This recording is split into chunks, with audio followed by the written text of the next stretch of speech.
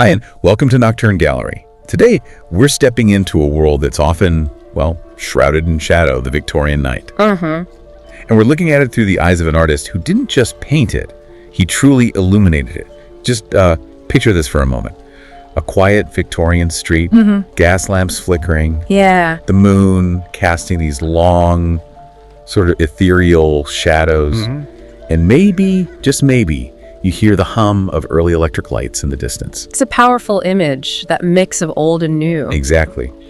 There's a real magic in that atmosphere, and well, few captured it quite like John Atkinson Grimshaw. That's right. We're talking about John Atkinson Grimshaw today. Now, his name might not be, instantly recognizable like some others from that period. True. But his impact on how we actually see the Victorian city at night, it's pretty remarkable. He wasn't just painting landscapes, he was capturing a whole feeling, an entire atmosphere. And, for you listening, this isn't just some dusty art history lesson.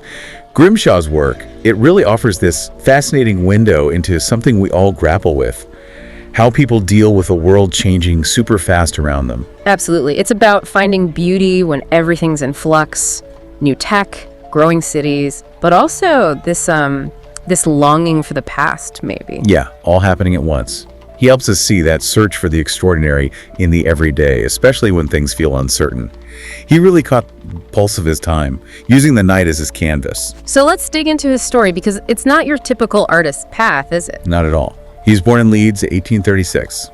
And the key thing here is no formal art training. None. He was completely self-taught. Yeah, and that's, I think, absolutely fundamental, this lack of academic structure. It meant he wasn't bound by the usual rules. Right, he could just experiment. Exactly. He had this freedom. I mean, imagine it's 1861. He leaves a perfectly good, stable job, a railway clerk, no less. Secure, respectable. Totally. And he does this against his parents' wishes. Apparently, they were not pleased. All just to chase this dream of being an artist. That takes guts. It really does, a huge leap of faith. But he had support, crucially, from his wife, Frances. Yes, her support seems key. She really backed him in this quite radical move. And it paid off pretty quickly, didn't it? His talent must have been obvious, because by 1862, like just a year later, he's already exhibiting work, still lifes, initially. That must have felt good, some early validation. And it wasn't just a flash in the pan. By the 1870s, he was achieving real commercial success. Yeah, serious success. Enough to afford some pretty grand houses, right? Like Castle by the Sea in Scarborough. And Nostropold Hall in Leeds, these weren't just houses, they were statements. Almost like living out a fantasy. Which connects to his personality, doesn't it? This interest in medieval stuff, collecting armor. Oh, definitely. He even named his kids after figures from legends. There's this deep romantic streak, a kind of nostalgia maybe, that runs through his life and his art. It's like he's filtering the modern world through this slightly romantic historical lens. So how did that translate into his actual painting style? He starts out influenced by others. Yes, his early landscapes, you can clearly see the influence of the pre-Raphaelites. That incredible attention to detail, the really vibrant colors, the focus on naturalism. Right, that almost photographic detail. Exactly. He absorbed all of that. But then he starts to shift. He takes that meticulousness and applies it to something completely different. This is where the night comes in. This is where the night comes in. By the late 1860s, he finds his true calling. These moonlit scenes, the nocturnes, they become his absolute signature. And being self-taught meant he wasn't afraid to try unusual methods to get the effects he wanted. Not at all. He developed some really, idiosyncratic techniques. He used photography quite a lot. Which was pretty modern back then, using photos as source material. Very modern. It helped him achieve that uncanny accuracy, that almost photographic realism, even in these dreamy night scenes. And not just photos, but theatrical tricks too, like stage lighting. Yeah, exactly. He kind of composed his paintings like stage sets. He'd manipulate the light and shadow to create these distinct scenic planes, drawing your eye through the scene. Wow, so it's this mix. The accuracy from photos, the drama from the theater, and this underlying romantic feeling. Precisely. That's what gives his work that unique blend. It feels both incredibly real, almost modern, but also deeply poetic and nostalgic, like a dream you half remember. And his main subject became the night itself. particularly in towns and cities. Yes, urban, suburban, even rural scenes, but almost always under the moonlight. But it wasn't just moonlight he was interested in. Ah, right, because this is the Victorian era, things are changing, there's new technology. Exactly, and this is where he gets really fascinating. He masterfully combines the natural light of the moon with all the new artificial lights popping up. Gas lamps. Gas lamps, definitely. But also, even the early electric arc lamps. You see them reflecting on wet streets, on water. Like on the Thames or the docks. He includes all the industrial details too. Bridges, ships, docks. It creates this incredible atmosphere. A modern world, yes, but one still steeped in this sort of poetic mystery.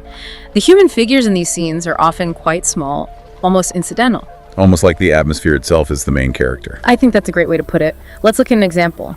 Take Leeds from Woodhouse Ridge, painted in 1868. Okay. This isn't just a pretty landscape, it's showing the suburbs of Leeds booming. Right, developing really fast. Unbelievably fast. If he had been sitting there just 20 years earlier, it would have been mostly fields. But in the painting, almost every building is brand new. You see big houses for the wealthy moving out from the center and terraces for the middle class. Exactly. It's a snapshot of urban sprawl, Victorian style, all unfolding under this moody, moonlit sky. He's documenting change as it happens. He did similar things with, say, Liverpool from Wapping, or even views of French cities like Rouen at night. And the London paintings are just incredible too. Yeah. Reflections on the Thames, Westminster from 1880, for instance. Oh, that's a masterpiece of light. You can literally pick out different light sources. Okay, like what? Well, you've got the moon, obviously. Then there's the gaslight on Westminster Bridge.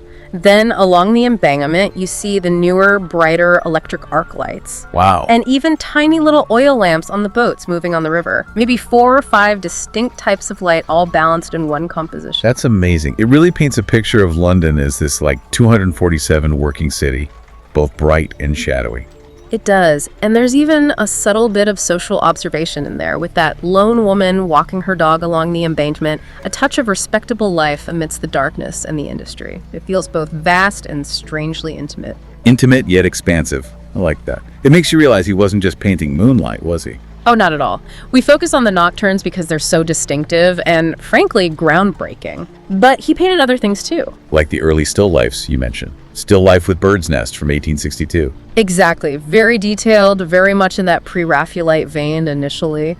But he also did sunny landscapes, daylight scenes. And domestic scenes too, like Queen in the Garden or Dolce Domum. Yes, charming scenes, quite different in mood. And he even dabbled in fantasy and mythology. Really? Like what?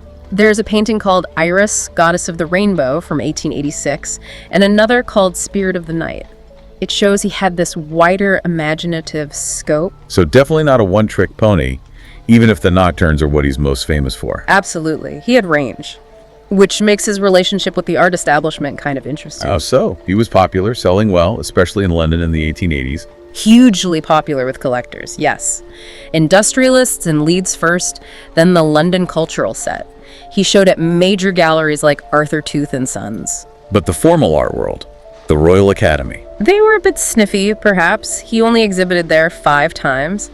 Some critics dismissed his work as superficial, maybe too popular, too atmospheric for their tastes. Strange that happens. Popularity versus critical acclaim? It is. But his originality was undeniable. And here's the kicker.